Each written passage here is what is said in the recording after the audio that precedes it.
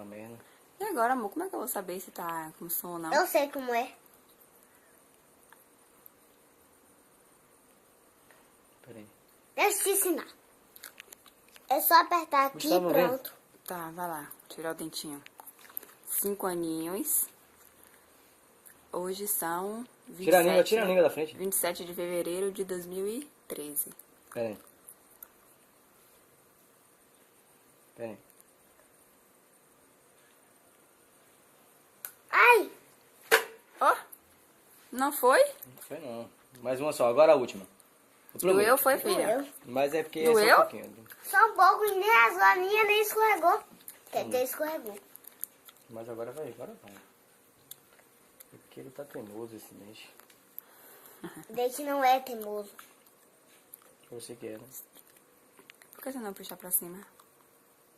Quando o Zé disse. Pra cima não, porque tem que botar embaixo, velho. E eu tô com. Não botou embaixo ainda. E por que você não coloca? Eu vou botar agora. Engraçado que no seu era na ponta e batia. O meu eu botava embaixo, o meu eu botava.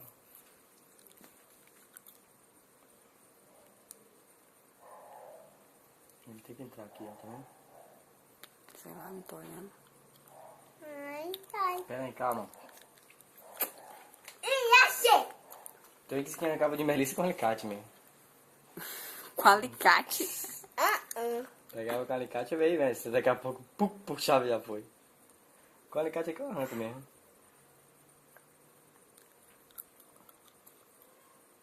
Agora vai, velho.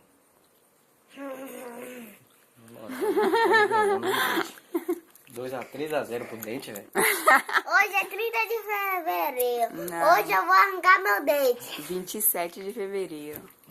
É a minha pose. Bora. Tá quanto pro dente, Gu? 3-0, né?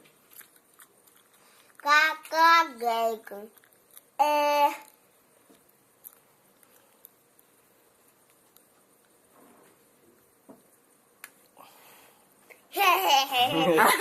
A minha escorregou. 4-0. Ei, você disse que é a última vez. Na última agora não. Não, mãe, depois você aperta de novo pra parar, viu? É o jeito de deixar pra sua mãe arrancar, viu? Calma. Fica quieto, filho. Ai. Ah!